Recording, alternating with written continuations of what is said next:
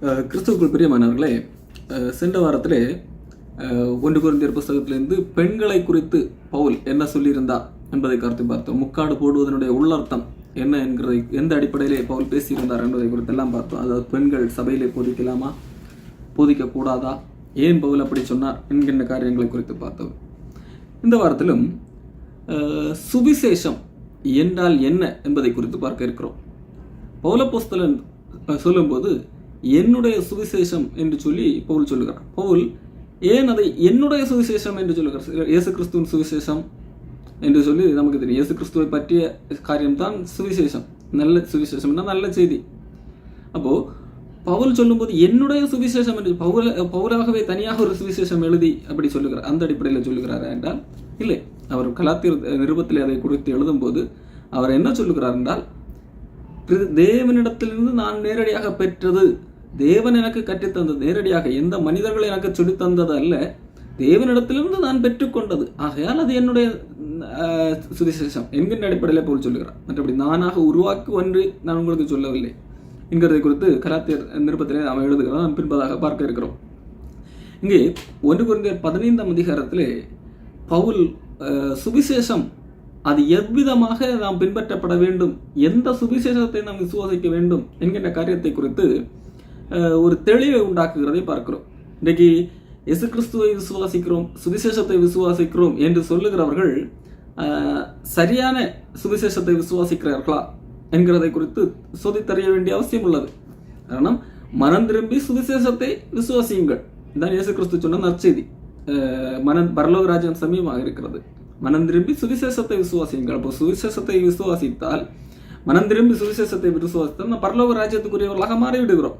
அப்போ ஆனால் இன்றைக்கு அநேகர் சுவிசேஷம் என்றால் என்ன என்று சொல்லி தெரியாமல் எதையோ சுவிசேஷம் என்று சொல்லிக் கொண்டிருக்கிறார்கள். அதை நம்பிக்கொண்டு அதை விசுவாசிக்கிறோம் என்று சொல்லி ஏமாந்து கொண்டிருக்க வாய்ப்புண்டு. ஆகவே எது சுவிசேஷம் என்று சொல்லி வேதம் சொல்லுகிறது என்பதை நாம் அறிந்து கொள்ள விளைகிறோம்.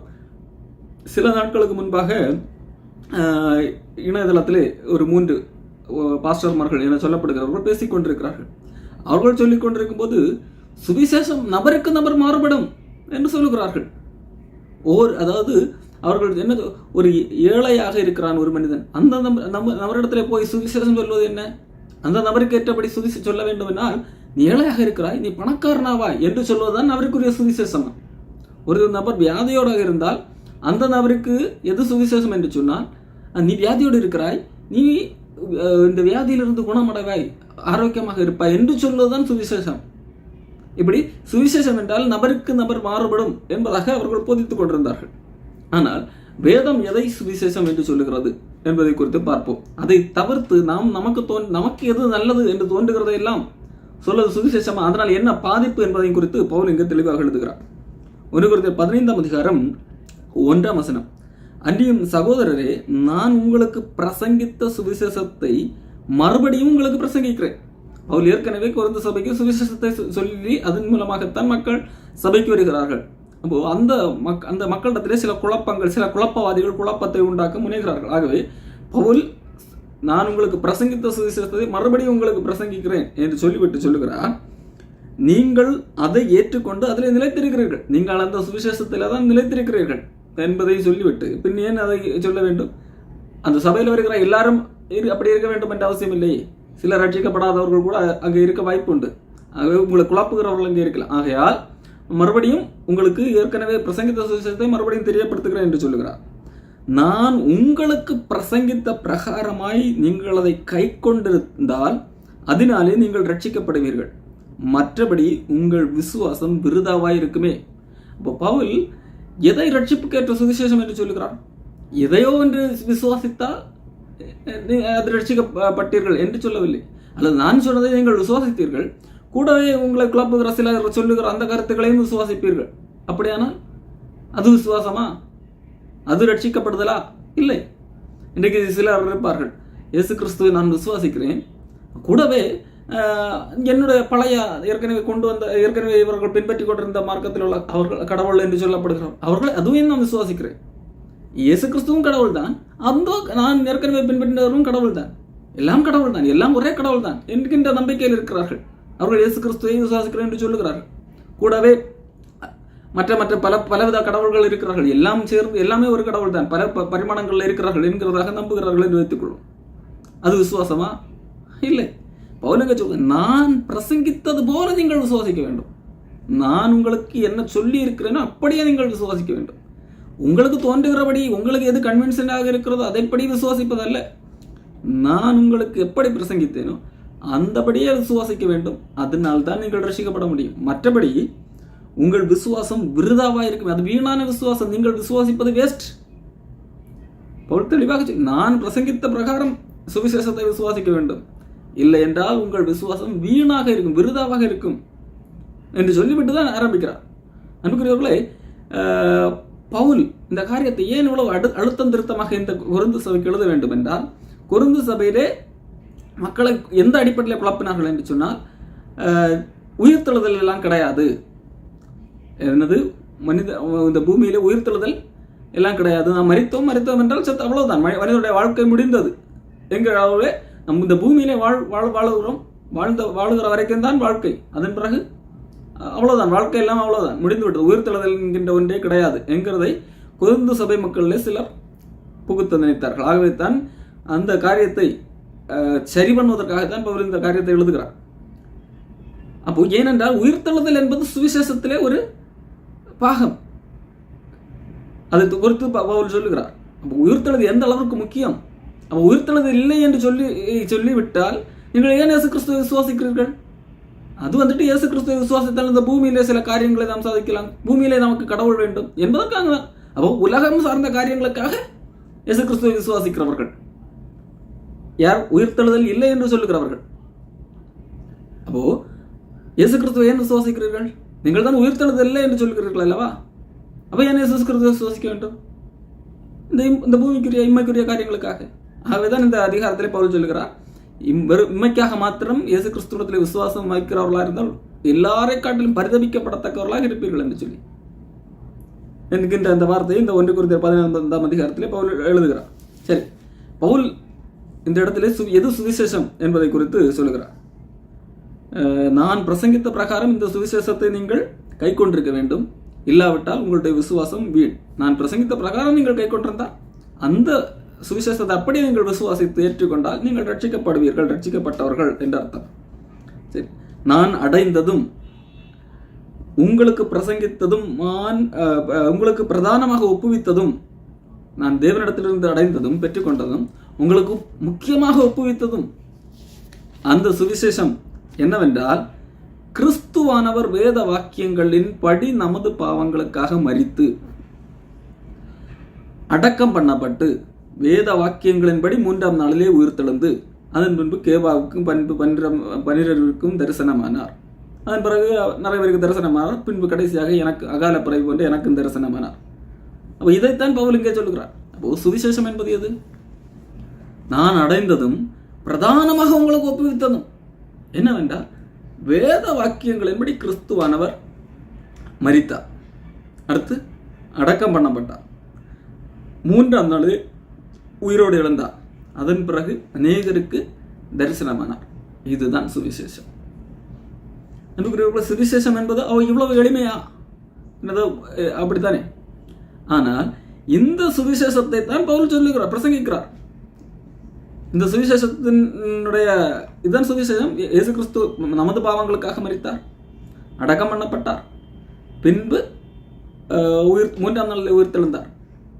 இதே காரியத்தை தான் பவுல் பல இடங்களில் சொல்லியிருக்கிறார். 2 தீமோத்தேயுவிலே கொடுத்து பார்க்கும்போது அவர் என்ன சொல்கிறார் என்றால்,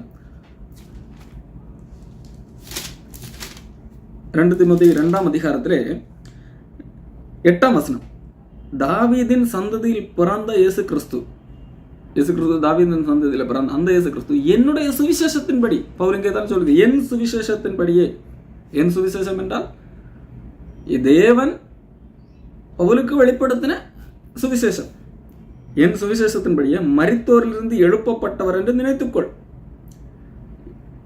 இங்கே தாவீதின் சந்ததியில் பிறந்த இயேசு கிறிஸ்து பவுலுடைய சுவிசேஷத்தின்படி மரித்தவர் அல்ல, மரித்தோரிலிருந்து எழுப்பப்பட்டவர் என்பதை நினைத்துக்கொள். அப்போ பவுல் பல இடங்களில் என்னுடைய சுவிசேஷம் இது, என்னுடைய சுவிசேஷம் இது என்று சொல்லி அறிக்கை எடுக்கிறார். ஏன் கலாத்திய திருச்சபையிலும் அவர் இந்த சுவிசேஷத்தினுடைய முக்கியத்துவத்தை உணர்த்துவதற்காக என்னுடைய சுவிசேஷத்தை காட்டிலும் அதாவது நான் உங்களுக்கு சொல்லித்தந்த அந்த சுவிசேஷத்தை காட்டிலும் வேற ஏதாகலும் நீங்கள் பின்பற்றினால் அதனால் என்னெல்லாம் பாதிப்பு என்பதை குறித்து சொல்லியிருக்கிறார். கலாத்தியர் நிருபத்திலே 1ஆம் அதிகாரத்திலே பாருங்கள் 7ஆம் வசனம், வேறொரு சுவிசேஷம் இல்லையே, அதாவது நான் உங்களுக்கு பிரசங்கித்திருக்கிறேன் சுவிசேஷம் எது என்று சொல்லி, அந்த சுவிசேஷத்தை விட்டு நீங்கள் வேறொரு சுவிசேஷத்தை பின்பற்ற போகிறீர்களா? 6ஆம் வசனத்தை பாருங்கள், உங்களை கிறிஸ்துவின் கிருபையினாலே அழைத்தவரை நீங்கள் இவ்வளவு சீக்கிரமாய் விட்டு வேறொரு சுவிசேஷத்திற்கு திரும்புகிறதை பற்றி நான் ஆச்சரியப்படுகிறேன். வேறொரு சுவிசேஷம் இல்லையே. சிலர் உங்களை கலகப்படுத்தி கிறிஸ்துவனுடைய சுவிசேஷத்தை புரட்ட மனதாயிருக்கிறார்களே அல்லாமல் வேறல்ல. இப்போ வேற சுவிசேஷம் உண்மையே கிடையாது, ஆனால் சிலர் புரட்டுகிறார்கள். சிலர் உங்களை கலகப்படுத்தி கிறிஸ்துவனுடைய சுவிசேஷத்தை புரட்ட மனதாயிருக்கிறார்கள். அப்போ வேத வசனங்களை ட்விஸ்ட் பண்ணி அதோடு சில காரியங்களை இணைத்து அல்லது சில காரியங்களை குறைத்து இப்படி ஒரிஜினல் சுவிசேஷத்திலிருந்து என்ன மக்களை திசை திருப்ப. அப்போ ஒரிஜினல் சுவிசேஷம் பவுல் பிரசங்கித்ததை அப்படியே கை கொள்ள வேண்டும். அதிலிருந்து ஒரு காரியத்தை நீக்குவதோ அல்லது அது கூட சில காரியங்களை இணைப்பதோ அப்படியே நம்முடைய இஷ்டத்துக்கு கை கொள்வதோ அல்ல. பவுலுக்கு சொல்லுவது, நான் பிரசங்கித்த பிரகாரமாக நீங்கள் கை கொண்டிருந்தால் அதனாலே நீங்கள் ரட்சிக்கப்படுவீர்கள். மற்றபடி அது விருதா, அது வீண். இங்க பவுல் சொல்லுகிற காரியம் வேறொரு சுவிசேஷம் கிடையாது. சிலர் அப்படி புரட்டி சில காரியங்களை இணைத்து பேசுகிறார்கள். கலாத்திய திருச்சபையிலே வேறொரு பிரச்சனை, கொரிந்திய திருச்சபையிலே உயிர்த்தெழுதல் குறித்த பிரச்சனை அந்த அடிப்படையில் கலகப்படுத்தி கொண்டிருந்தாங்க. கலாத்திய திருச்சபையிலே சரி இயேசு கிறிஸ்துவை விசுவாசிக்க வேண்டும், ஆனால் ரட்சிக்கப்படுவீர்கள். ஆனால் அது மட்டும் போதாது, என்ன நியாயப்பிரமாணத்தின் கிரியைகளையும் செய்ய வேண்டும், அப்பொழுதுதான் ரட்சிப்பு என்கின்ற அடிப்படையிலே சிலர் போதித்திருந்தார்கள். நீங்கள் இயேசு கிறிஸ்துவை மட்டும் விசுவாசித்தால் போது, கூடவே அந்த பழைய நியாயப்பிரமாணத்தையும் கை கொள்ள வேண்டும். எப்படி இருக்கிறது? அப்போ இந்த அடிப்படையில் இயேசு கிறிஸ்துவை விசுவாசிக்கிறேன், கூடவே நான் இதையும் கை கொள்வேன், கூடவே இதன் மூலமாகவே என்னால் அப்படி அந்த அடிப்படையிலே கலாத்திய திருச்சபையிலே பிரச்சனை நடந்தது.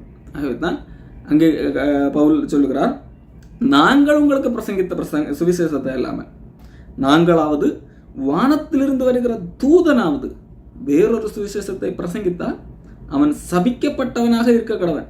மறுபடியும் முன் சொன்னது போல மறுபடியும் சொல்லுகிறேன், நீங்கள் ஏற்றுக்கொண்ட சுவிசேஷத்தை அல்லாமல் வேறொரு சுவிசேஷத்தை உங்களுக்கு பிரசங்கித்தால் அவன் சபிக்கப்பட்டவனாக இருக்க கடவன்.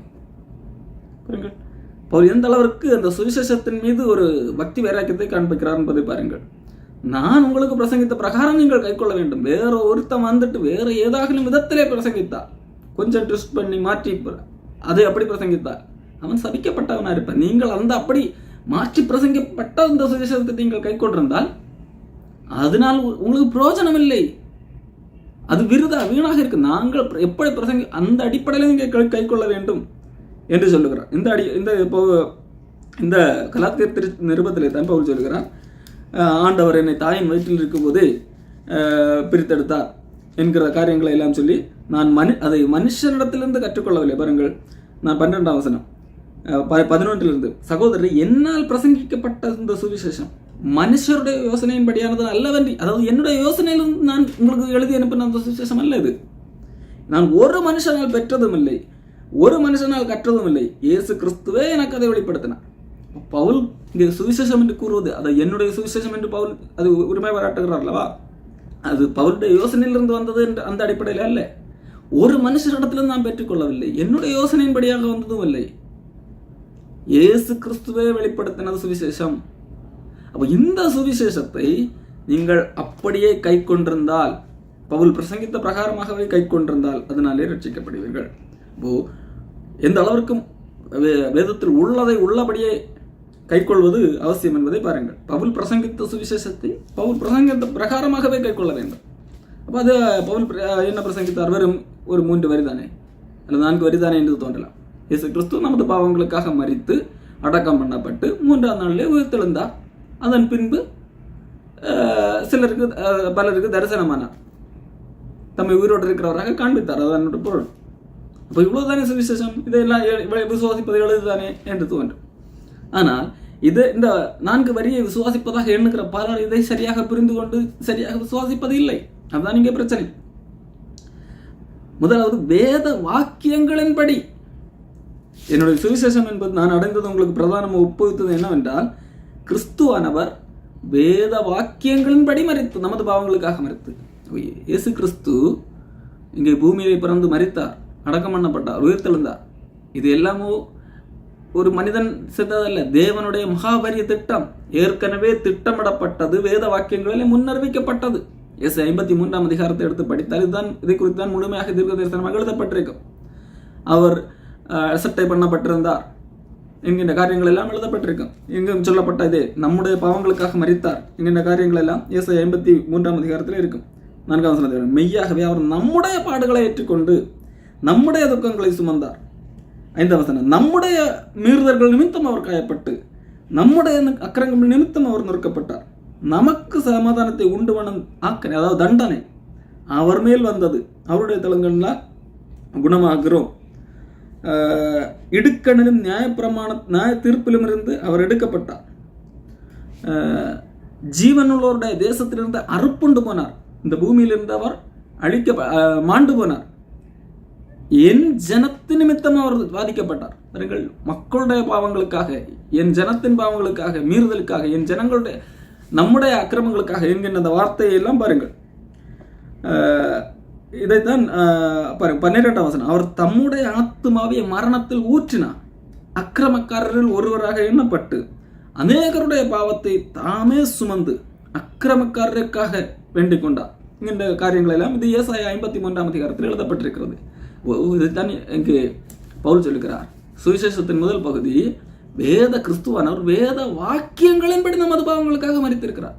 வேத வாக்கியங்கள் ஏற்கனவே திட்டமிடப்பட்டு நம்முடைய பாவங்களுக்காக ஒரு பலி தீர்மானிக்கப்பட்டு இயேசு கிறிஸ்து வந்து அந்த வேத வாக்கியங்கள் சொல்லப்பட்டதன்படி அவர் மரித்தார்.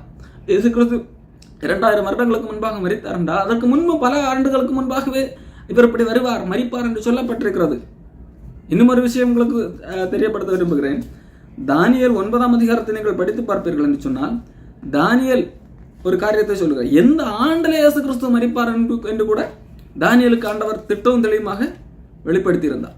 எந்த ஆண்டிலே மரிப்பார் என்று சொல்லி. யூதர்கள் இன்றைக்கு வரைக்கும் இயேசு கிறிஸ்துவை விசுவாசிக்கவில்லை. ஆனால் அந்த யூதர்கள் ஒழுங்காக தானியேல் எழுதப்பட்டிருந்த அந்த வசனத்தை படித்திருப்பார்கள் என்று சொன்னால், இன்றைக்கு கூட இயேசு கிறிஸ்துவை விசுவாசிப்பது அவர்களுக்கு எளிதான காரியம். அவர் அந்த வரிசை கிரமமாக சொல்லியிருந்தார். எருசலேம் எடுப்பித்து கட்டுகின்ற அந்த நாளிலிருந்து, அந்த ஆணை பிறந்ததிலிருந்து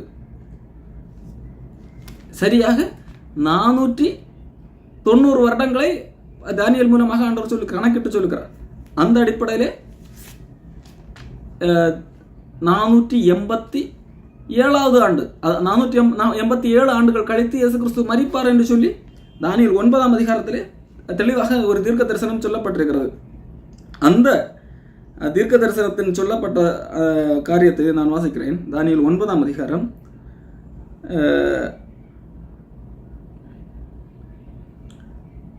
26வது வசனம். அந்த 62 வாரங்களுக்கு பின்பு மேசியா சங்கரிக்கப்படுவார். அதாவது தானியேலுக்கு ஒரு 70 வார கணக்கு காண்பிக்கப்படுகிறது. அது ஒரு அந்த அடிப்படையிலே ஒரு 490 வருடங்கள், அதிலே 487 வருடங்கள் கழித்து மேசியா சங்கரிக்கப்படுவார். ஆனாலும் தமக்காக அல்ல. இயேசு கிறிஸ்து மரிக்க போவார். ஆனால் தமக்காக, அது தனக்காக தானே மரிக்கவில்லை என்கிறதை குறித்து தானியேல் திட்டம் தெளிவாக சொல்லி இருக்கிறார். இப்படி பல இது 1-2 தீர்க்க தரிசனம் உங்களுக்கு காண்பித்தேன். ஏசாயா சொன்னதும் தானியேல் சொன்னதையும் காண்பித்தேன். ஆனால் ஆதியாகமத்திலிருந்தே பல தீர்க்க தரிசனங்கள் இயேசு கிறிஸ்துவை குறித்து சொல்லப்பட்டிருக்கிறது. வேத வாக்கியங்களின்படி இயேசு கிறிஸ்துவானவர் நமது பாவங்களுக்காக மரித்தார். நமது பாவங்கள், நம்முடைய அக்கிரமங்கள், சுவிசேஷத்தின் அடிப்படையே நம்முடைய பாவங்களுக்காக இயேசு கிறிஸ்து மரித்தார். அவர் ஏதோ தனக்காக மரிக்கவில்லை. ஆகிலும் தானியேல் அதை தமக்காக அல்ல, அவருக்காக அவர் மரிக்கவில்லை, நமக்காக, மனிதர்களுடைய பாவங்களுக்காக மரித்தார்.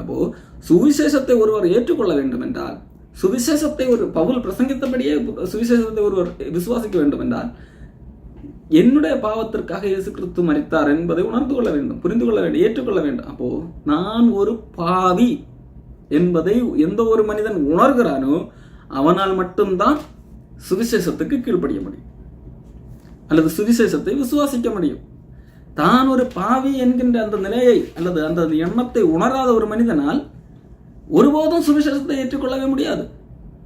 இல்லை, நான் பாவியே அல்ல, நான் மற்றவர்களைப் போல கொலை செய்யவில்லை, நான் யாரையும் உபச்சாரம் செய்யவில்லை, நான் அடுத்த வீட்டில் போய் திருடவில்லை, ஆகவே நான் பாவி அல்ல, நான் உங்களை காட்டில நல்லவன் தான், நான் பெரிய எந்த தவறும் செய்யாதவன் என்று சொல்லி ஒரு மனிதன் தன்னைத்தான் நியாயப்படுத்தி கொண்டிருப்பான் என்று சொன்னால் அவனால் கடைசி வரைக்கும் ரட்சிக்கப்படவே முடியாது. அவன் எப்பொழுது நான் ஒரு பாவி என்று உணர்கிறானோ அப்பொழுது மட்டும்தான் ஒரு மனிதனால் ரட்சிக்கப்பட முடியும். இல்லை, நான் அந்த இயேசு கிறிஸ்து சொன்னது அந்த ஓமையில உள்ளது போல பரிசேயன் இருக்கிறான், ஆண்டவரே நான் இந்த ஆயக்காரனை போல அல்ல, நான் தசமபாகம் கொடுக்கிறேன், நான் வாரத்திலே 2 தரம் உபவாசம் செய்கிறேன் என்று சொல்லி நான் பெரியவன், நான் எல்லா விதத்திலும் நல்லதை செய்கிறவன், என்னிடத்தில் தீமை அல்ல என்று சொல்லுவானால் கண்டிப்பாக அவன் ரட்சிக்கப்பட முடியாது. ஆனால் எந்த ஒரு மனிதன் நான் பாவி என்பதை உணர்கிறானோ அவனால் மட்டும்தான் காரணம் நம்முடைய பாவங்களுக்காக இயேசு கிறிஸ்து மரித்திருக்கிறான். நான் பாவி என்கிறதை உணர்ந்தால்தான் என்னை காப்பாற்ற ஒருவர் தேவை என்கின்ற இடத்திற்கு அவன் வர முடியும். இல்லை, நான் அதை செய்கிறேன் இதை செய்கிறேன் என்று சொல்லி அது என்கிட்ட சொல்லுகிறவன் அவன் என்ன சொல்லாமல் சொல்லுகிற காரியம் எனக்கு இன்னொருத்தருடைய உதவி தேவையில்லை, நான் எல்லாம் சரியாகத்தானே இருக்கிறேன். இயேசு கிறிஸ்துவத்திலே ஒரு வருகிறான், வந்து சொல்லுகிறான், நான் நித்திய ஜீவனை பெறுவதற்கு என்ன செய்ய வேண்டும்? ஆண்டவர் இயேசு கிறிஸ்து என்ன சொல்றான்? நீ கற்பனைகளை கைக்கொள், கற்பனைகள் என்ன எழுதப்பட்டிருக்கிறது, கொலை செய்யாதிருப்ப. அப்போ நான் இதெல்லாம் சிறு வயதிலிருந்தே கை கொண்டு வருகிறேன், அப்போ நான் நித்திய ஜீவனுக்கு தகுதி உள்ளவன், நான் நித்திய ஜீவனுக்கு தகுதி உள்ளவன், அதுதானே அவனுடைய பொருள். நான் சிறு வயதிலிருந்து எல்லா சட்டத்திட்டங்களையும் கடைபிடித்துக் கொண்டு வருகிறேன். ஏன் இயேசு கிறிஸ்துவத்தில் அதை கேட்கிறான், நித்திய ஜீவனை பெறுவதற்கு என்ன செய்ய வேண்டும்? இயேசு கிறிஸ்து சொல்கிறது, கற்பனைகளை கைக்கொள். எவைகளை? 10 கற்பனைகள்.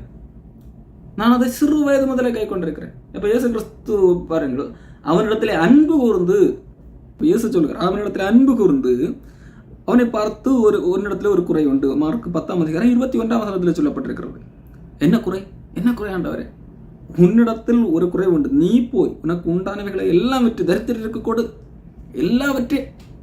உனக்கு உண்டான எல்லாவற்றையும் விற்று தரித்திரருக்கு கொடு, அப்பொழுது பரலோகத்தில் இடம் உண்டாயிருக்கும், பின்பு சிலுவை எடுத்து என்னை பின்பற்றி வா.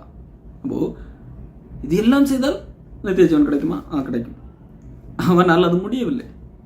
அவன் மிகுந்த ஆஸ்தி உள்ளவனாக இருந்தபடியால் இந்த வார்த்தையை கேட்டு மனமடைந்து துக்கத்தோட போய்விட்டான்.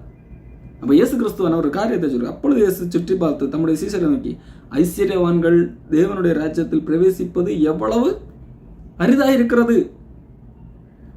தொடர்ந்து சீசர்கள் அவருடைய வார்த்தையை குறித்து ஆச்சரியப்பட்டார்கள். இயேசு பின்னும் அவர்களை நோக்கி, பிள்ளைகளே, ஐஸ்வர்யத்தின் மேல் நம்பிக்கையாக இருக்கிறவர்கள் தேவனுடைய ராஜ்யத்தில் பிரவேசிக்கிறது எவ்வளவு அரிதாக இருக்கிறது. ஐஸ்வர்யவான் தேவனுடைய ராஜ்யத்தில் பிரவேசிப்பதை பார்க்கிலும் ஒட்டகமானது ஊசியின் காதிலே நுழைவது எளிதாயிருக்கும். அதாவது ஐஸ்வர்யவான் பரலோகத்தில் பிரவேசிக்கவே முடியாத காரியம் என்று சொல்லுகிறார். ஒட்டகம் ஊசியின் காதிலே பிரவேசிக்குமா? முடியாது. அதே போல ஐஸ்வர்யவான் தேவனுடைய ராஜ்யத்தில் பிரவேசிப்பதே முடியாத காரியம் என்கிறார். அப்போது சீசர்கள் ஆச்சரியப்பட்ட ஒரு காரியத்தை கேட்கிறார். அப்படியானால் யார் ரட்சிக்கப்பட முடியும்? இயேசு கிறிஸ்து இந்த காரியத்தை சொன்ன போது ஐஸ்வர்யவான்கள் ரட்சிக்கப்பட முடியாது என்று சொன்ன போது சீசர்களுக்கு ஒரு காரியம் புரிந்துவிட்டு, யாராலும் ரட்சிக்கப்பட முடியாது. காரணம், அன்றைய நாட்களிலே பணக்காரர்களாக வாழ்வது கடவுளால் கிடைக்கின்ற ஒரு பெரிய ஆசீர்வாதம் என்கின்ற நம்பிக்கையிலே வாழ்ந்தவர்கள் யூதர்கள். அது நீங்கள் பழைய பாட்டில் நீங்கள் படித்து பார்த்த பல இடங்களில் நீதிமான்கள் செழிப்பாக வாழ்வார்கள், அப்படிப்பட்ட வாக்கியங்கள் எல்லாம் இருக்கும். அந்த அடிப்படையில் தான் அவர்கள் வாழ்ந்து கொண்டிருந்தார்கள். பணக்காரர்கள் என்றால் கடவுளால் மிகுந்த ஆசீர்வதிக்கப்பட்டவர்கள். ஒருத்தன் ஏழையாக இருக்கிறான் என்றால் அவன் மிகவும் சபிக்கப்பட்டவன், அவன் ஏதோ ஒரு சாபம் அவனை தொடர்கிறது, அவன் ஏதோ ஒரு பாவி என்கின்ற நிலையிலே அவர்கள் வாழ்ந்து கொண்டிருந்தார்கள். உடல் நல்ல குறைவு இருந்தால், உடல் அங்கவீனமாக பிறந்தால், இதெல்லாம் ஏதோ ஒரு சாபம் அல்லது பாவம், இவர்கள் செய்த பரம்பரை சாபம் அல்லது பரம்பரை பாவம் என்கின்ற மனநிலையே வாழக்கூடியவர்கள் யூதர்கள்.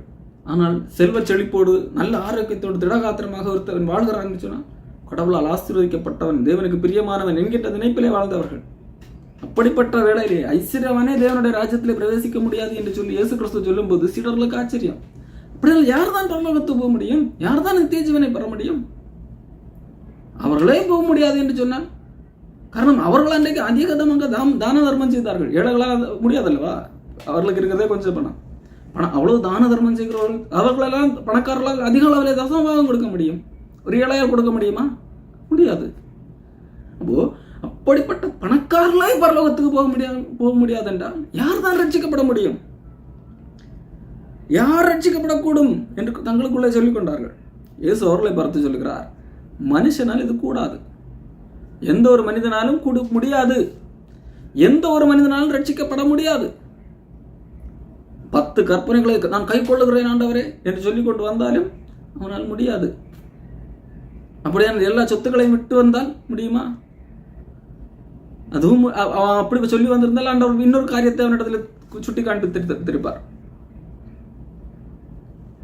என்னால் முடியும் முடியும் என்று சொல்லி யார் ஒருவர் நினைக்கிறார்களோ, என்னால் முடியும், நான் என்னை காப்பாற்றிக் கொள்ள நானே முடியும் என்று சொல்லி எந்த ஒரு மனிதன் நினைக்கிறாரோ அவனால் அது முடியாது. அப்போதான் ஆண்டவர் சொல்லுகிறார், அப்போ ஏனால் யார் ரட்சிக்கப்பட முடியும் என்ற கேள்விக்கு மனுஷனால் இது முடியாது, தேவனால் கூடும். ரட்சிப்பு என்பது தேவனால் மாத்திரம் முடிகின்ற செயல். ஒரு மனிதன் ரட்சிக்கப்பட வேண்டும் என்றால் நான் எதை செய்ய வேண்டும், என்ன செய்ய வேண்டும் என்று சொல்லி நான் ஏதாவது செய்து அதை சம்பாதித்துக் கொள்ள முடியும் என்றால் முடியாது. இதே காரியத்தை புதிய ஏற்பாட்டிலே நாம் பார்க்கிறோம். பவுல் அப்போஸ்தலனை சிறையிலே வைத்த அந்த அதிகாரியுடைய வாழ்க்கையில் நடக்கிறது. சிறையிலே ஒரு பெரிய அற்புதம் நடக்கிறது. சிறை கதவுகள் எல்லாம் திறக்கிறது. அந்த சிறைச்சாலை அதிகாரி ஐயோ எல்லாரும் தப்பித்து போய்விட்டார்களோ என்று சொல்லி நினைத்து அவன் தன்னைத்தானே, காரணம் அவனுடைய அதிகாரிகள் மேலதிகாரிகள் வந்து விசாரிப்பார்கள் அல்லவா, சிறை கைதியை தப்ப விட்டு விட்டாயா என்று சொல்லி இவனுக்கு தண்டனை கொடுப்பார்கள். அந்த தண்டனைக்கு பயந்து இவன் தற்கொலை செய்ய பார்க்கிறான்.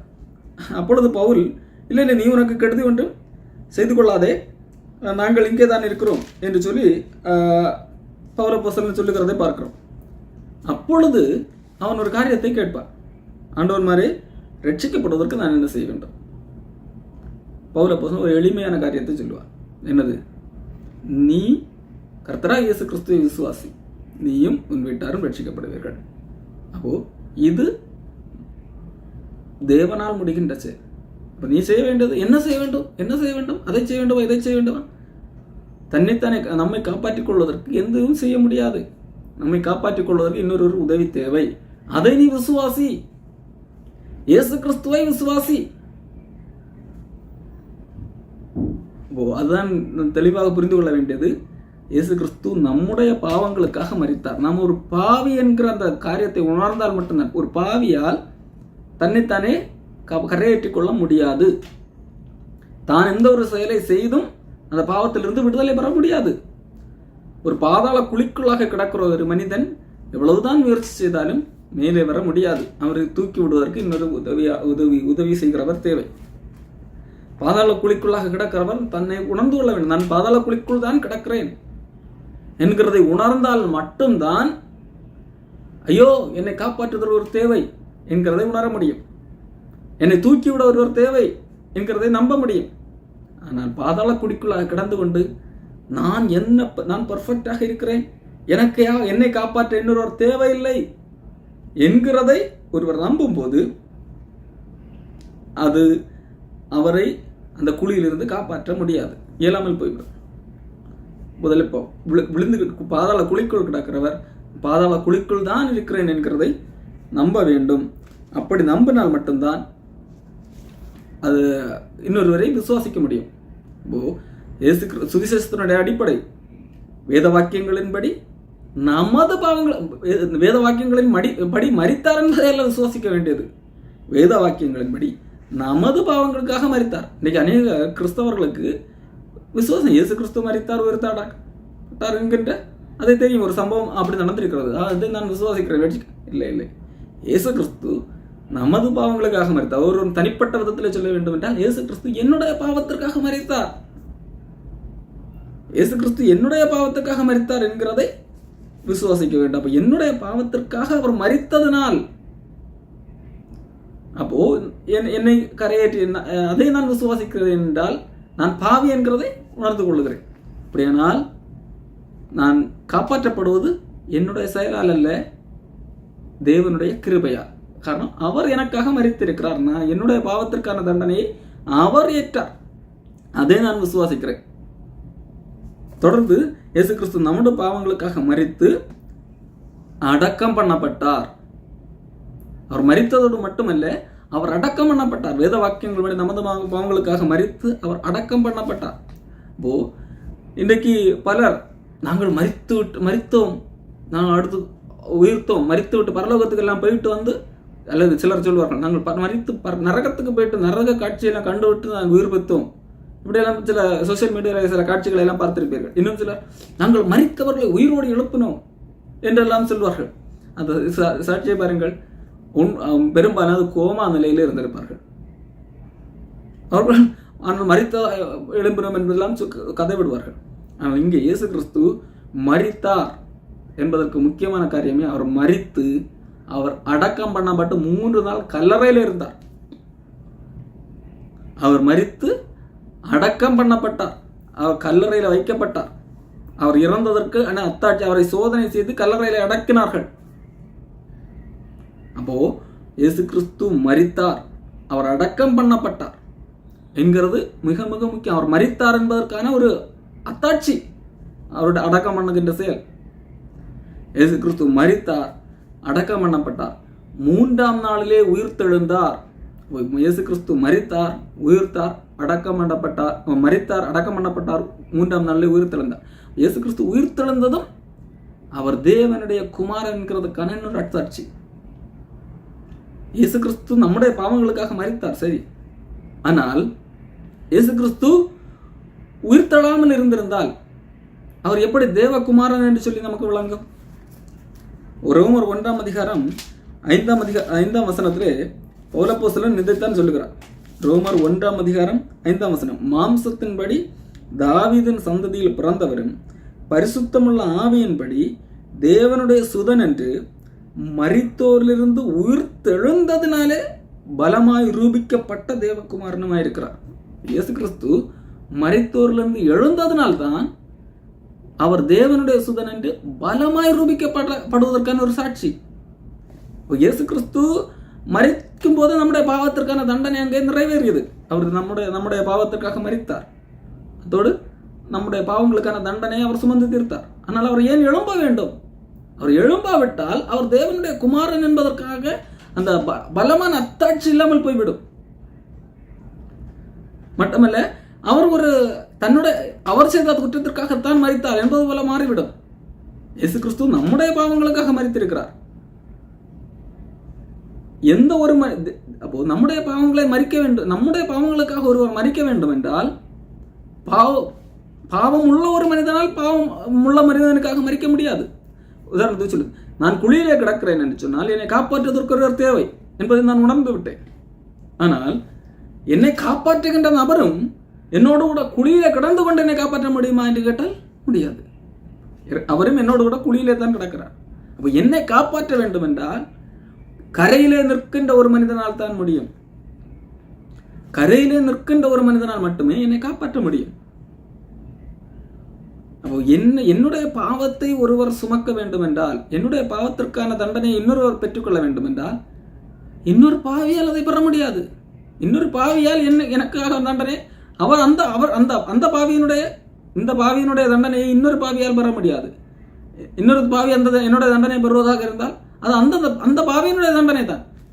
அப்போ என்னுடைய பாவத்துக்கான தண்டனையை இன்னொருவர் ஏற்றுக்கொள்ள வேண்டும் என்றால் அவர் பாவம் இல்லாதவராக இருக்க வேண்டும். இயேசு கிறிஸ்து அவர் தேவராக இருக்க வேண்டும். கடம் மனிதர்கள் எல்லாருமே பாவிகள். அப்போ இயேசு கிறிஸ்து தேவன் என்கிறதை நிரூபிப்பதற்கான, பாவம் இல்லாதவர் என்பதை நிரூபிப்பதற்கான ஒரு அத்தாட்சி அவர் உயிரோடு இருந்தார். ஆகவே சுவிசேஷத்தின் முக்கிய பாகம் பவுல் சொல்லுகிற அந்த காரியங்கள் வேத வாக்கியங்கள் படி நம்முடைய பாவங்களுக்காக மரித்தார். அடக்கம் பண்ணப்பட்டார். வேத வாக்கியங்களின்படியே 3ஆம் நாளிலே உயிரோடு எழும்பினார். உயிரோடு எழும்பினதற்காக அத்தாட்சி அநேகருக்கு தரிசனமானார். 1 கொரிந்தியர் 15ஆம் அதிகாரத்திலே இந்த காரியத்தை போல் சொல்லும்போது அநேகருக்கு தரிசனமானார். அவர்கள் இந்நாள் வரைக்கும் இருக்கிறார்கள். கொரிந்து சபையில் எழுதுகிறார், இப்பொழுது வரைக்கும் அநேகர் உயிரோடு இருக்கிறார்கள். இயேசு கிறிஸ்துவை பார்த்த அநேகர், உயிரோடு எழுந்ததை கண்ட அநேகர் உயிரோடு இருக்கிறார்கள். அப்போ இந்த சுவிசேஷத்திற்கு உயிர் உள்ளது. இயேசு கிறிஸ்து நம்முடைய பாவங்களுக்காக மரித்தார், அடக்கம் பண்ணப்பட்டார், 3ஆம் நாளில் உயிரோடு எழுந்தினார். அதை வெளியரங்கமான தரிசனமாக அநேகருக்கு காட்சி கொடுத்தார். இது உண்மையுள்ளது. இதற்கு அத்தாட்சி இருக்கிறது. இந்த சுவிசேஷத்தை அல்லாமல் வேறொரு சுவிசேஷத்தை நீங்கள் நம்பினால் அதனால் ஒரு பிரயோஜனமும் இராது. ஏன் இயேசு கிறிஸ்து எனக்கு மரித்தார்? என்னை பணக்காரனாக்குவதற்காக மரித்தாரா? என்னைக்கு இந்த பூமியிலே வியாதியே இல்லாத ஒரு சரீரத்தை கொடுப்பதற்காக மரித்தாரா? அன்புக்குரியவர்களே, புரிந்து கொள்ள வேண்டும் ஏன் இயேசு கிறிஸ்து மரித்தார் என்று சொல்லி. நம்முடைய பாவங்களுக்காக மரித்தார். அப்போ ஒரு கேட்கலாம், இயேசு கிறிஸ்து நம்முடைய பாவங்களுக்காக மரித்தார். இப்போ பாவங்களுக்காக மரிக்கும் போது நம்முடைய பாவத்திற்கான தண்டனை எங்கே தீர்ந்து விட்டது. அப்படியானால் நம்முடைய ஆதாம் இந்த பாவத்தின் தான் சம்பளம் மரணம். இந்த மரணம் நமக்கு வரக்கூடாது தானே? பூமியில் இன்றைக்கு மனிதர்கள் மரிக்கிறோம். ஆண்டவர் இயேசு கிறிஸ்து நமக்காக மரித்து விட்டால் இப்போ நாம் மரிக்க தேவையில்லை தானே? ஆமாம், இன்றைக்கு இயேசு கிறிஸ்துவை விசுவாசிக்கிற யாருக்கும் மரணம் இல்லை. இயேசு கிறிஸ்து அதைத்தான் சொன்னார், உயிரோடு இருந்து என்னை விசுவாசிக்கிறவன் என்றைக்கும் மறியாமல் இருப்பான். அவர்களுக்கு மரணம் இல்லை. இன்றைக்கு பூமியிலே மனிதர்கள் இயேசு கிறிஸ்துவை விசுவாசிக்கிறவர்கள் மரிக்கிறார்களே என்று கேட்டால் அவர்களுடைய சரீரம் தான் மரிக்கிறது. என்னுடைய சரீரம் மரிக்கும், எனக்கு மரணம் இல்லை. ஆனால் இயேசு கிறிஸ்துவை விசுவாசியாதவர்களுக்கு, என்னுடைய பாவத்திற்காக ஆண்டவர் மரித்தார் என்கிறதை விசுவாசியாதவர்களுக்கு சரீரம் மட்டுமல்ல மரணம், அவர்களுடைய ஆத்மா அழிவை காணும். அவருடைய ஆத்மாவுக்கு சேர்த்து மரணமாக இருக்கிறது. நான் என்று சொல்லுகிறது, என்னுடைய சரீரத்தை நீங்கள் பார்த்தாலும் இந்த சரீரம் அழிந்து போகக்கூடியது, ஆனால் எனக்கு அழிவில்லை என்பதை புரிந்து கொள்ள வேண்டும். அழிவில்லாத அந்த மனிதனுக்காக அழிவில்லாத இந்த சரீரத்தை நாம் பெற்றுக்கொள்ள முடியுமா என்றால் பெற்றுக்கொள்ள முடியும். அதற்கு அந்த 1 கொரிந்தியர் 15ஆம் அதிகாரம் விளக்கம் தருகிறது. ஒரு நாள், அது இப்பொழுதல்ல, அதற்கு ஒரு நாளை நியமித்திருக்கிறார். எப்படி இயேசு கிறிஸ்து இந்த பூமியில வந்து மரிப்பதற்கென்று ஒரு நாளை நியமித்திருந்தாரோ, ஆதாம் பாவம் செய்த உடனடியாக இயேசு கிறிஸ்து வந்து பூமியிலே மரிக்கவில்லை. அல்லது ஆபிரகாம் காலத்திலே ஆண்டவர் மரிக்கவில்லை, மோசேயின் காலத்திலே ஆண்டவர் மரிக்கவில்லை, தாவீதின் காலத்திலும் மரிக்கவில்லை. அப்போ இயேசு கிறிஸ்து பிறந்த அதற்கென்று காலம் வைத்திருந்தார். இயேசு கிறிஸ்து இந்த பூமியிலே வந்து மரித்து மனிதர்களுக்கான தண்டனையை பெற்றுக்கொள்வதற்கு ஒரு காலத்தை வைத்திருந்தார். அதை போல மனிதர்களுக்கு மரணமில்லாத ஒரு சரீரத்தை, அது அவரை விசுவாசிக்கிறவர்களுக்கு மரணமில்லாத சரீரத்தை தருவதற்கும் ஒரு காலத்தை வைத்திருக்கிறார். அதுதான் வேதம் சொல்லுகிறது, அவர் உங்கள் எப்படி எடுத்துக்கொள்ளப்பட்டாரோ அப்படியே திரும்ப வருவார். அப்போ அதே வேளையிலே அது சம்பவிக்கும். அப்பொழுது நடக்கின்ற அந்த சரீரத்திலே மரணம் இருக்காது. அப்பொழுது அந்த அழிவில்லாமல் எழுந்திருக்கிற அந்த சரீரத்திலே வியாதி வராது. மற்றபடி இந்த பூமியில நாம் வாழுகிற போது எல்லா மனிதர்களுக்கும் என்னென்ன சம்பவிக்குமோ அந்த காரியங்கள் எல்லாம் இயேசு கிறிஸ்துவை விசுவாசிக்கிறவர்களுக்கும் சம்பவிக்கும். அப்போ இந்த பூமியிலே இயேசு கிறிஸ்துவை விசுவாசித்த உடனடியாக உங்களுக்கு வியாதி வராது, உங்களுடைய வறுமை தீரும், உங்களை பணக்காரர்களாக்குவதாக தான் இயேசு கிறிஸ்து வந்தார் என்று சொல்வது சுவிசேஷம் அல்ல. தயவு செய்து புரிந்து கொள்ளுங்கள். அதான் பவுல் சொல்லுகிறார், நாங்கள் உங்களுக்கு பிரசங்கித்த விதமாக நீங்கள் ஏற்றுக்கொண்டிருந்தால், அதை கை கொண்டிருந்தால் நீங்கள் ரட்சிக்கப்படுவீர்கள், மற்றபடி அல்ல. இன்னைக்கு அநேகர் சுவிசேஷம் என்று சொல்லி ரோட்டிலே அங்கே இங்கே கொண்டு கத்திக்கொண்டிருக்கிறார்கள் அல்லவா? என்ன கத்திக்கோ? உங்களுடைய கடன் பிரச்சனை வர வேண்டுமா, நீ இயேசு கிறிஸ்துவிடத்திலே வா. இது சுவிசேஷமே அல்ல. அன்புக்குரியவர்களே, இது இப்படி எல்லாம் பேசுவது சுவிசேஷம் அல்ல. உங்களுடைய பக்கத்து வீட்டுக்காரர்கள் உங்களுக்கு பில்லி சூன்யம் செய்து வைத்திருக்கிறார், இந்த பில்லி சூன்ய கட்டுகள் இந்த விடுதலை பெற வேண்டுமா, இங்கே வா, எங்களுடைய ஆலயத்துக்கு வா என்று பேசுவது சுவிசேஷம் அல்ல. தயவு செய்து புரிந்து கொள்ளுங்கள். நம்முடைய பாவங்களுக்காக மரித்தார். நம்முடைய பாவத்திலிருந்து விடுதலை தருவதற்காகத்தான் இயேசு கிறிஸ்து வந்தார். அதே அந்த தண்டனை அவர் பெற்றுக்கொண்டார். அப்போ இந்த பாவத்திலிருந்து ஆண்டவர் என்னை விடுதலை ஆக்குகிறார் என்கின்ற இந்த காரியம் அது ஒரு மேலான காரியம் என்பதை நாம் புரிந்து கொள்ள வேண்டும். இதை நாம் புரியவில்லை என்றால் பாவத்திலிருந்து விடுதலை ஆவது இது ஒரு அற்ப காரியம் என்கிறதை நாம் எண்ணுவதனால்தான் மற்ற காரியங்களுக்கு நாம் அதிக முக்கியத்துவம் கொடுக்கிறோம். இயேசு கிறிஸ்து என்னை பணக்காரனாக்குவார், அதற்காகத்தான் இருந்தார் என்கிறதை போன்ற அந்த காரியங்களுக்காக நாம் முக்கியத்துவம் கொடுக்கிறோம். அன்புக்குரியவர்களே, நாம் இந்த பூமியிலே நாம் வறுமையோடு கிடந்து வாழ்ந்து மரித்தாலும் நான் இயேசு கிறிஸ்து விசுவாசத்தில் ரட்சிக்கப்பட்டிருந்தால் நான் யுக யுகமாக நான் தேவனோட ராஜாவாக ஆளுகை செய்ய முடியும். ஆனால் இந்த பூமியிலே பணக்காரனாக மரித்தும் பணக்காரனாக வாழ்ந்து பணக்காரனாகவே மரித்தும் நான் இயேசு கிறிஸ்து விசுவாசிக்காவிட்டால், நான் ரட்சிக்கப்படாவிட்டால், என்னுடைய பாவங்களுக்காகத்தான் இயேசு கிறிஸ்து வந்தார் என்கிற உண்மையை நான் உணராவிட்டால் நான் இந்த பூமியில எவ்வளவு பெரிய பணக்காரனாக வாழ்ந்தும் அதனால் ஒரு பிரயோஜனம் இல்லை. அதில் ஆண்டவர் சொன்னார், உலகம் முழுவதும் ஆதாயப்படுத்தி கொண்டாலும் தன்னுடைய ஜீவனை நஷ்டப்படுத்தினார், அதனால் பிரயோஜனம் இல்லை. அப்போ இயேசு கிறிஸ்து எதற்காக வந்தார்? நம்முடைய இழந்து போன அந்த ஜீவனை தருவதற்கு வந்தார். உலகம் முழுவதையும் ஆதாயப்படுத்தி தருவதற்காக வரவில்லை. மனிதன் உலகம் முழுவதையும் ஆதாயப்படுத்திக் கொள்ள முடியும் இயேசு இல்லாமலே. ஆகத்தான் அந்த காரியத்தை ஆண்டவர் சொல்லுகிறார்.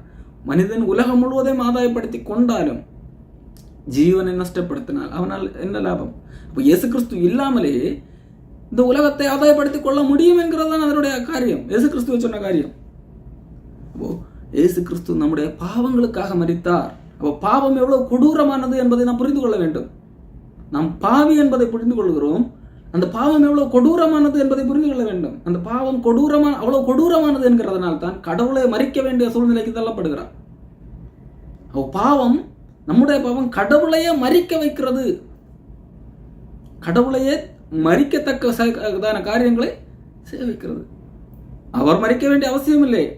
நம்முடைய பாவங்களுக்காக நாம் தான் மறிக்க வேண்டும். ஆமாம், ஆனால் அவர் அன்பு கூர்ந்ததனால் அவரை மறிக்க வைக்கிறது. மரணத்தை ருசி பார்த்தார் என்று சொல்லி வேதம் சொல்லுது. கடவுளுக்கு மரணம் உண்டா? இல்லை, ஆனால் அவர் மரணத்தை ருசி பார்த்தார். அவர் அதை டேஸ்ட் பண்ணினார். எபிரேயர் ஆசிரியர் அதை குறித்து எழுதுகிறார். அன்புக்குரியவர்களே, அவர் நம்முடைய பாவங்களுக்காக மரித்தார் என்கின்ற காரியம் மிக மிக முக்கியம். நம்மை பணக்காரர்களாக்குவதற்காக மரிக்கவில்லை. நம் இந்த உலகத்தை எல்லாம் ஆதாயப்படுத்திக் கொள்வதற்காக அவர் மரிக்கவில்லை. தயவு செய்து புரிந்து கொள்ளுங்கள். ஆனால் நாம் இந்த சுவிசேஷத்தை ஏற்று நாம் விசுவாசிக்கும் போது நாம் என்றென்றைக்கும் உயிரோடு இருக்கிறவர்களாக இருப்போம். இயேசு கிறிஸ்துவின் வருகைக்கு பின்பதாக நாம் அவரோடு கூட சேர்ந்து ஆளுகை செய்கிறவர்களாக, அவருக்கு ஒப்பானவர்களாக நம்மை மாற்றுகிறதாக அது காணப்படும். இதை குறித்து யோவான் 5ஆம் அதிகாரத்திலே 2ஆம் வசனத்தில் சொல்லும்போது சொல்லுகிறார். 1 யோவான் 5ஆம் அதிகாரத்திலே, பிள்ளைகளே, நாம் இப்பொழுது தேவனுடைய பிள்ளைகளாக இருக்கிறோம், இனி எப்படி இருப்போம் தெரியாது. ஆனால் இயேசு கிறிஸ்து வரும்போது அவர் எப்படி இருக்கிறாரோ அவருக்கு ஒப்பாக இருப்போம் என்று நாம் அறிந்திருக்கிறோம். இயேசு கிறிஸ்து எப்படி இருக்கிறாரோ அப்படியே நம்மை மாற்றுகிறார். அதற்கு ஒரு காலம் இருக்கிறது. இன்றைக்கு அநேக புரட்டுகிறார்கள். எப்படி? இன்றைக்கு உங்களுக்கு சாவு கிடையாது, சாவு கிடையாது கிடையாது என்று சொல்லுகிறவர்களும் அவர்களுடைய கூட்டாளிகளும் செத்துக்கொண்டுதான் இருக்கிறார்கள். வியாதியை கிடையாது கிடையாது என்று சொல்லுகிறவர்கள் வியாதிப்பட்டு கொண்டுதான் இருக்கிறார்கள். கண்ணாடி போட்டிருப்பார்கள், கண் பார்வை இல்லாமல், முடியெல்லாம் நரைத்து போகும், வயது தெரிகிறது, ஆனாலும் பொய் சொல்லி ஏமாற்றுகிறார்கள். இதற்காகத்தான் இயேசு வந்ததை போல, இந்த உலக காரியங்களை தருவதற்காகத்தான் இயேசு கிறிஸ்து வந்தார் என்பது போல பொய் சொல்லி ஏமாற்றுகிறார்கள். ஆனால் சுவிசேஷம் எது? இந்த உலக காரியங்களை உங்களுக்கு தருவதா? இதை குறித்து தான் 1 Corinthians 15ஆம் அதிகாரத்திலே சொல்லுகிறார். காரணம், இங்கே உள்ளவர்கள் எப்படி குழப்புகிறார்கள்? உயிர்த்தெழுதல் எல்லாம் கிடையாது, அப்ப ஏன் இயேசு கிறிஸ்துவை விசுவாசிக்க வேண்டும்? ஏன் இயேசு கிறிஸ்து எல்லாம் மரித்தார்? இந்த உலக காரியங்களுக்கு தான். ஆகவேத்தான் பவுல் இங்கு அந்த காரியத்தை சொல்லுகிறார். கிறிஸ்து எழுந்திராவிட்டால் உங்கள் விசுவாசம் வீணாயிருக்கும். அதாவது நீங்கள் மரித்தோர் உயிர்த்தெழ முடியாது என்று சொல்லுகிறீர்கள் அல்லவா? அந்த மரித்தோர் உயிர்த்தெழுதலை குறித்தெல்லாம் உங்களுக்கு கவலை. இந்த உலக காரியங்களுக்காகத்தான் நீங்கள் இந்த சபைக்கு வருகிறீர்கள், கிறிஸ்தவர்களாக இருக்க வேண்டும் என்பதாக சொல்லுகிறீர்கள் அல்லவா? மரித்தோர் உயிர்த்தெழுதல் என்பதை குறித்து பேசுகிறீர்கள் அல்லவா? அப்போ மரித்தோர் உயிர்த்தெழுதல் என்றால் கிறிஸ்து உயிர்த்தெழவில்லை என்ற அர்த்தம். கிறிஸ்து எழவில்லை என்றால் உங்களுடைய விசுவாசம் வீண். நீங்கள் எதற்காக இயேசு கிறிஸ்துவை விசுவாசிக்கிறீர்கள்? எதற்காக கிறிஸ்தவர்களாக இருக்கிறீர்கள்? பவுல் எடுக்கிற கேள்வி. அப்போ அவர் ஒரு பதில் இருக்குது, இல்லை உயிர்த்தெழுதல் இல்லை, அப்போ ஏன் கிறிஸ்தவ விசுவாசம் இல்லை? இம்மைக்காக நாங்கள் விசுவாசிக்கிறோம். அப்பொழுதுதான் பவுல் சொல்ல, இம்மைக்காக மாத்திரம் நீங்கள் கிறிஸ்துவின் மேல் நம்பிக்கையுள்ளவர்களாக இருந்தால் எல்லா மனுஷரை பார்க்கலும் பரிதபிக்கப்படத்தக்கவர்களாக இருப்போம். கிறிஸ்துவோ மரித்தோரிலிருந்து எழுந்து நித்திரை அடைந்தவர்களில் முதற் பலனானார். இயேசு கிறிஸ்து மரித்து உயிர்த்தெழுந்தார். இதை குறித்து நாம் சொல்லும்போது இயேசு கிறிஸ்து நம்முடைய பாவங்களுக்காக மரித்து நாம் நீதிமான்களாக்கப்படும்படிக்காக எழும்பியும் இருக்கிறார். அன்புக்குரியவர்களே, ரோமர் புத்தகம் இந்த காரியத்தை தெளிவாக சொல்லுகிறது. ரோமர் 4ஆம் அதிகாரம் அதனுடைய கடைசி வசனம், இயேசு கிறிஸ்து நம்முடைய பாவங்களுக்காக மரித்தார். அது எந்த அளவுக்கு உண்மையோ நம்மை நீதிமான்களாக்க மாற்றுவதற்காக அவர் எழும்பியும் இருக்கிறார். அவர் எழும்பாவிட்டால் நாம் நீதிமான்களாகவே மாறி இருக்க மாட்டோம். நம்முடைய பாவத்தின் தண்டனையை அவருக்கு மரித்தார், அப்படித்தானே? ஆனால் நாம் எப்படி நீதிமான்களாக மாறுவோம்? அவர் எழும்பினதனால் தான் நாம் அவரை அவர் தேவனுடைய குமாரன் என்றதை விசுவாசித்து நாம் நீதிமான்களாக மாறுகிறோம். இந்த சம்பவம் எப்படி நடக்கிறது? இந்த சுவிசேஷத்தை குறித்து சொல்லும்போது ரோமர் 6ஆம் அதிகாரம் தெளிவாக சொல்லுகிறது. அவருடைய மரணத்தின் சாயலில் இணைக்கப்பட்டவர்களானால் அவருடைய உயிர்த்தெழுதலின் சாயலிலும் இணைக்கப்பட்டிருப்போம். கிறிஸ்துவுடனே கூட நாம் மரித்தோமானால் அவருடனே கூட பிழைத்தும் இருப்போம் என்று நம்புகிறோம். மரித்தோரிலிருந்து எழுந்த கிறிஸ்து இனி மரிப்பதில்லை என்று அறிந்திருக்கிறோம். மரணம் இனி அவரை ஆண்டு கொள்வதில்லை. அவர் மரித்தது பாவத்திற்கு என்று ஒரே தரம் மரித்தார். அவர் பிழைத்திருக்கிறது தேவனுக்கு என்று பிழைத்திருக்கிறார்.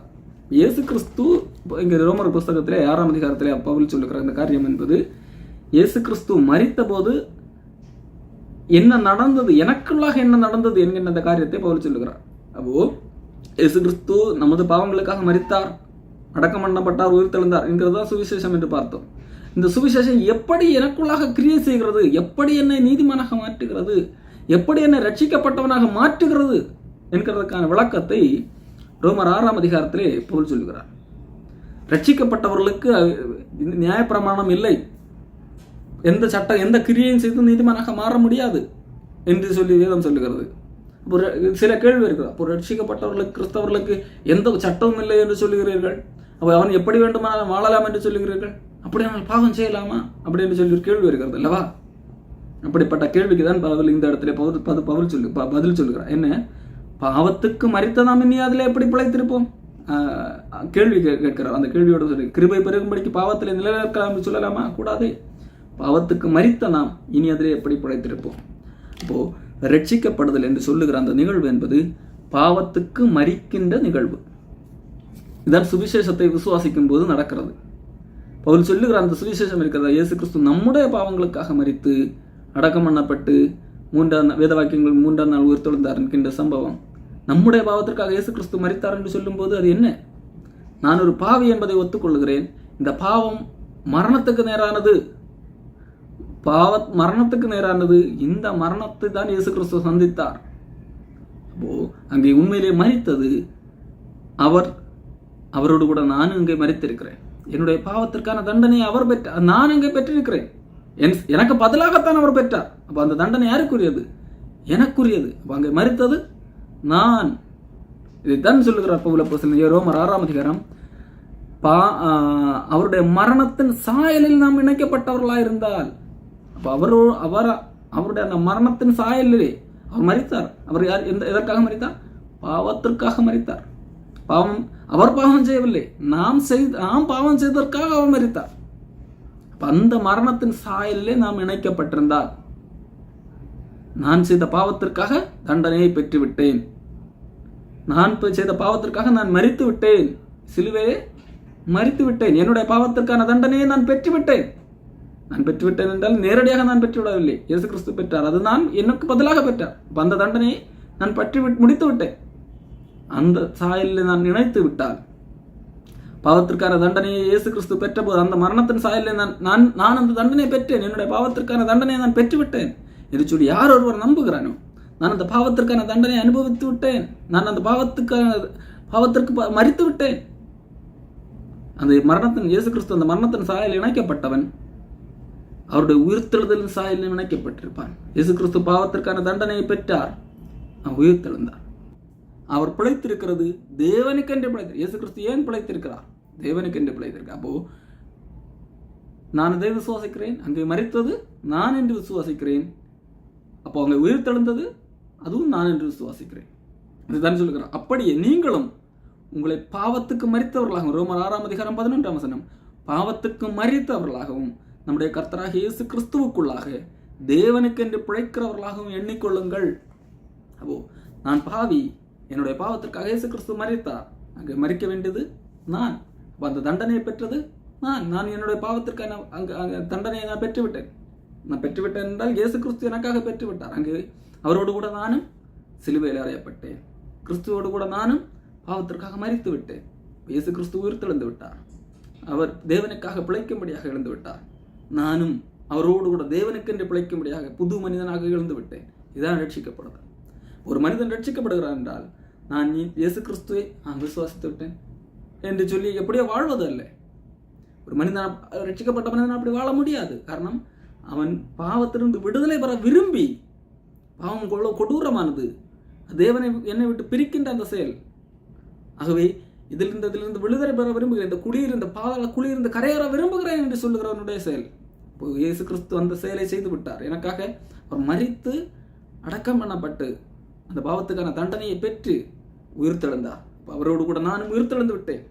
நானும் தேவனுக்கென்று பிழைக்கும்படியாக எழும்பி விட்டேன் என்கிறது நம்ப வேண்டும். அவர் மரித்தது பாவத்திற்கென்று அவர் பிழைத்து விட்டார், எழும்பி விட்டார். தேவனுக்கென்று பிழைக்கும்படியாக எழும்பி விட்டார், பிழைத்திருக்கிறார். அப்படியே நீங்களும் இந்த சுவிசேஷத்தை விசுவாசிக்கிறவர்களும் உங்களை பாவத்துக்கு மரித்தவர்களாகவும் நம்முடைய கர்த்தராகிய இயேசு கிறிஸ்துவுக்குள்ளாக தேவனுக்கென்று பிழைக்கிறவர்களாகவும் எண்ணிக்கொள்ளுங்கள். பாருங்கள், இதுதான் சுவிசேஷம் நமக்குள்ளாக செய்கிற காரியம். இதுதான் சுவிசேஷம் நமக்குள்ளாக கிரியை செய்கிற ஒரு கிரியை. இதுதான் பவுல் அப்போஸ்தலன் 2 தீமோத்தேயு 2 இந்த காரியத்தை வலியுறுத்தி சொல்கிறார். 2 தீமோத்தேயு 2 தாவீது சந்ததியிலே பிறந்த இயேசு கிறிஸ்துவின் சுவிசேஷத்தின்படி மரித்தோர்ந்து எழுப்பப்பட்டவர் என்று நினைத்துக்கொள். இந்த சுவிசேஷத்திற்காக நான் பல பாடுகளை படுகிறேன், ஆனால் தேவவசனம் கட்டப்பட்டிருக்கிறது. இந்த வார்த்தை உண்மை உள்ளது. என்ன காரியம்? இந்த வார்த்தை ஒரு வார்த்தை உண்மை உள்ளது. என்னவென்றால், நாம் அவரோடு கூட மரித்தோமானால், நானும் அங்கே மரித்து விட்டேன் என்கின்ற அந்த எண்ணம் எனக்கு உண்டென்றால், அவரோடு கூட பிழைத்தும் இருப்போம். இயேசு கிறிஸ்துவோடு கூட பிழைத்தும் இருப்போம். நான் தேவனுக்கென்று பிழைக்கிறவர்கள், அவரோடு கூட பிழைத்திருக்கிறோம். இயேசு கிறிஸ்து நம்முடைய பாவங்களுக்காக மரித்தார், தேவனுக்கென்று பிழைத்திருக்கிறார்.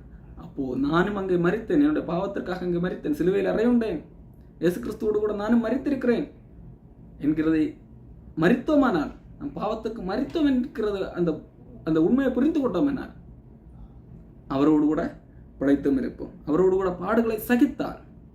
அப்போ இந்த சுவிசேஷத்திற்காக இந்த பாடுகளை பவுல் சகித்தார். அதே போல இந்த சுவிசேஷத்துக்காக பாடுகளை சகித்தார். அவரோடு கூட கண்டிப்பாக ஆளுகை செய்வோம். இதுதான் பவுல் சொல்லுகிறார். அன்புக்குரியவர்களை, பவுல் பிரசங்கித்த சுவிசேஷம் இதுதான், எளிமையான சுவிசேஷம். நாம் பாவத்திற்கு மரித்தவர்கள். எப்படி? இயேசு கிறிஸ்து மரித்தார், அங்கே நானும் மரித்திருக்கிறேன். இயேசு கிறிஸ்து எழுந்தார், நானும் எழுந்திருக்கிறேன். இயேசு கிறிஸ்து தேவனுக்கென்று பிழைத்திருக்கிறேன், நானும் தேவனுக்கென்று பிழைத்திருக்கிறேன். இந்த சிந்தை நம்மை தேவனுக்குரியவர்களாக மாற்றுகிறது, நம்மை நீதிமன்களாக மாற்றுகிறது. ஆகவே தான் பவுல் அப்போஸ்தலன் சொல்லுகிறார், இந்த சுவிசேஷத்தை நான் பிரசங்கித்த பிரகாரம் நீங்கள் கை கொண்டிருந்தால் ரட்சிக்கப்படுவீர்கள். மற்றபடி உங்கள் விசுவாசம் விருதாவாக இருக்கும், வீணாக இருக்கும். இதில் பலவித கலப்படங்கள் இருக்க வாய்ப்புண்டு. ஒவ்வொரு சபையிலும் ஒவ்வொரு விதமான கலப்படங்கள் இருக்க வாய்ப்புண்டு. சிலர் இந்த சுவிசேஷத்தின் ஒரு பகுதியை எடுத்து போட்டு மட்டும் பேசுவார்கள். இந்த கொரிந்த சபையிலே என்ன உயிர்த்தெழுதல் என்கின்ற பகுதியை எடுத்து விட்டார்கள். கலாத்திய திருச்சபையிலே ஒரு சில காரியங்களை இணைத்து விட்டார்கள். ஒரு கூட்டமும் சில காரியங்களை கூட்டி பேசுவதும் சரியில்லை, சில காரியங்களை குறைத்து பேசுவதும் சரியில்லை என்கிறதை வேதம் காண்பிக்கிறது. நான் பிரசங்கித்தது எப்படியோ அப்படியே கை கொள்ள வேண்டும். இந்த உலக காரியங்களை உங்களுக்கு தருவதற்காக உங்களுக்கு மறிக்கவில்லை, இந்த உலக இச்சைகளை உங்களுக்கு தூண்டுவதற்காக இயேசு கிறிஸ்து மறிக்கவில்லை. நீங்கள் எதெல்லாம் இந்த உலகத்தில் ஆசைப்படுவீர்களோ அதையெல்லாம் தந்து உங்களை செல்வ செழிப்பிலே மிதக்க வைப்பதற்காக அவர் மறிக்கவில்லை. பாவத்திலிருந்து விடுவிக்கும்படியாக, இந்த பிரபஞ்சத்திலிருந்து விடுதலையாக்கும்படியாக இயேசு கிறிஸ்து ஒப்பு கொடுத்தார் என்று வேதம் சொல்லுகிறது.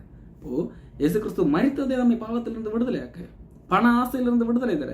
ஆனால் இன்றைக்கு நாம் இயேசு கிறிஸ்து என்னுடைய பண ஆசையை பூர்த்தி செய்வதற்காகத்தான் மரித்தார் என்று சொன்னால் அது எவ்வளவு அசிங்கமாக இருக்கும். அப்போ சுவிசேஷத்தை சிலர் புரட்டுகிறார்கள். அந்த புரட்டல்களுக்கு நீங்கள் இடம் கொடாமல், எப்படி வேதம் சொல்லுகிறது, எதை சுவிசேஷம் என்று வேதம் சொல்லுகிறதோ அந்த சுவிசேஷத்தை அப்படியே விசுவாசியுங்கள். அந்த சுவிசேஷத்தை மற்றவர்களை கடத்துங்கள். இந்த சுவிசேஷத்தை உணர்ந்து கொள்ள நான் பாவி என்பதை உணர வேண்டும், இந்த பாவத்திற்காகத்தான் இயேசு கிறிஸ்து மரித்தார் என்பதை உணர வேண்டும். அப்போ பெருமை இருக்காது. எந்த ஒரு மனிதனை பார்க்கும் போதும் நான் இந்த தவறும் செய்யாதவன், நான் யோக்கியனாக்கும் என்கிற பெருமை இருக்காது. கிருபையினாலே ரட்சிக்கப்பட்டீர்கள், ஒருவரும் பெருமை பாராட்டாதபடிக்கு. இது கிரியைகளால் உண்டானதல்ல, உங்கள் செயல்கள் உங்களை நீதிமானாக மாற்றவில்லை, ஆனால் அவருடைய கிருபை நீதிமானாக மாற்றுகிறது. இதை நீங்கள் தயவு செய்து புரிந்து கொள்ள வேண்டும். இன்றைக்கு கிரியை மேன்மைப்படுத்துகிறவர்கள், இயேசு கிறிஸ்துவ விசுவாசத்தால் மட்டும் போதாது, சில செயல்களையும் செய்ய வேண்டும், சட்டத்திட்டங்களை எல்லாம் கைக்கொள்ள வேண்டும் என்று சொல்லுகிறவர்கள் அதில் பெருமை பாராட்டுகிறவர்களாக இருப்பார்கள். ஆனால் அப்படி பற்றுகிறவர்களால் சட்டத்திட்டங்களை கைக்கொள்ளவும் முடியாது. எல்லா கை கொண்டு ஒன்றில் தவறினாலும் தவறினாலும் தான். ஆனால் கிருபையை பற்றி கொண்டிருக்கிறவர்களை ஆண்டவர் பரிசுத்தமாக்குகிறார். நீங்கள் தேவனுக்கு கீழ்பட்டிருப்பதால் பரிசுத்தமாகுதல் உங்களுக்கு கிடைக்கும் பலன்.